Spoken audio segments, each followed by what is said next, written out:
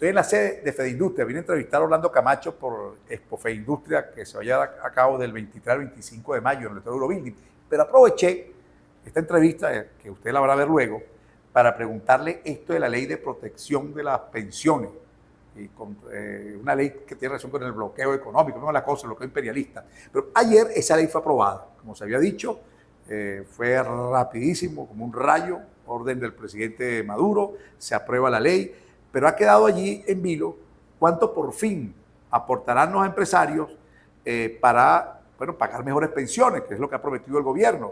Esa ley, recordemos, que tiene un tope del 15% sobre el ingreso integral de los trabajadores. También se indica que el mínimo ingreso integral debe ser de $130, que es lo que el gobierno ha estipulado también con el tema del pago del bono de guerra y alimentación, que no aplica para el sector privado de forma lineal, pero que en definitiva el sector privado viene pagando también bonos a sus trabajadores. Entonces la gran pregunta es, Ochoa, tenemos la ley, ahí se habló que el 99% paga el Estado, 1% el empresariado, pero ¿cómo que este 15%? Esto todavía es lo que no entiendo. Explíqueme usted, porque usted es diputado y está ahí en la Comisión de Economía de la Asamblea Nacional. Nelín, me voy a poner ahora de Fedeindustria. Estamos con el presidente de Fedeindustria y ve lo siguiente. Fedeindustria participó en el mes de enero, febrero, marzo y abril en reuniones con el Gabinete Económico y con el Gabinete Social, junto con otros gremios. ¿Otros gremios quiénes son? ¿Quiénes son? Fedecámara y Conindustria. Y Conindustria. Son los gremios empresariales más importantes de ustedes. Hemos participado activamente en esas reuniones antes del anuncio del presidente del 1 de mayo, donde se venía evaluando cuál es el aporte que va a hacer el sector privado sobre las pensiones, ya que el aporte que hace sobre el seguro social es sobre el salario mínimo, y la gente sobre el salario mínimo es muy poquito lo que recauda el seguro social para el concepto de pensiones. Es por eso que el Estado asume el 99% del pago de pensiones a más de 5.500.000 pensionados. Eso más o menos es unos 1.800 millones de dólares al año, claro, al trabajador. Entonces Fedeindustria le dijo en esa reunión, dijo, no, nosotros asumimos la parte del trabajador y nosotros proponemos que en vez de ser el 6%, sea el 10%. El 6% que iba a aportar el empresariado en la primera propuesta. ¿Quién hacía la propuesta del 6%? Los otros gremios. Es decir, Fedecámara y Conindustria. Otros gremios, sí. Inclusive... Es decir, que para el gobierno el aporte que se estaba discutiendo era del 10% en total, entiendo. Esa era la primera propuesta. La primera propuesta del gobierno. Claro. De ese 10%, Fedecámara y Conindustria hablaban de 6% que aportaba el empresariado y 4% el trabajador. Y 4% el trabajador. Entonces, Fedeindustria, junto con el gobierno, es decir, ¿qué hacemos? ¿Cómo es posible? Ya va, ¿cómo ayudar al trabajador? Nosotros juntos, el 2 de mayo, tuvimos una reunión con la vicepresidenta ejecutiva de la República junto al Gabinete Económico y Gabinete Social. Eso fue antes que ella fuera a la Asamblea Nacional a llevar la propuesta de ley. Antes que fuera a llevar la propuesta, y nos indica, mire compañeros, ¿qué vamos a hacer?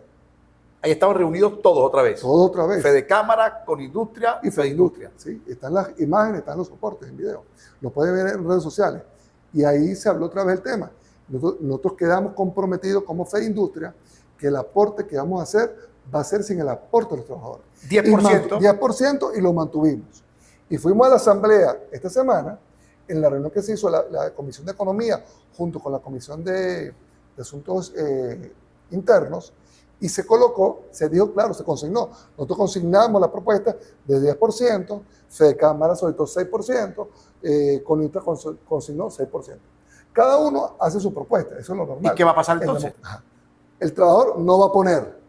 O sea, ya eso está decidido. Ya, eso está decidido en la ley. Es decir, entonces quedan desechadas las propuestas de Conindustria y Fedecámara.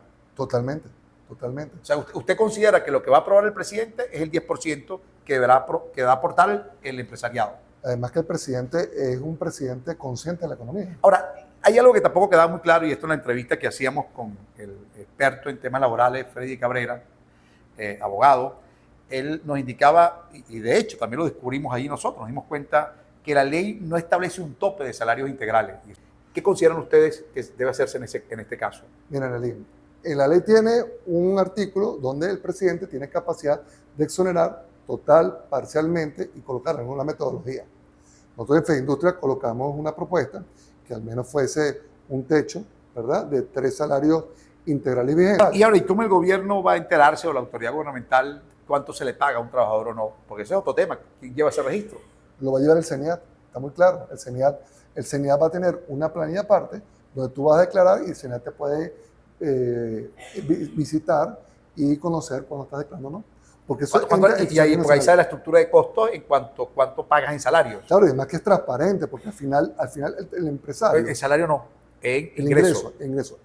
Para el empresario es transparente. ¿Y cuándo comenzará a pagarse esto, Orlando? Ojalá que sea a partir del 15 de mayo. Esa es la expectativa que hay. Lo antes Porque posible. si se aprobó en la Asamblea Nacional, falta la firma del presidente ahora para que aparezca en Gaceta Oficial. ¿Y en cuánto quedarían las pensiones, más o menos?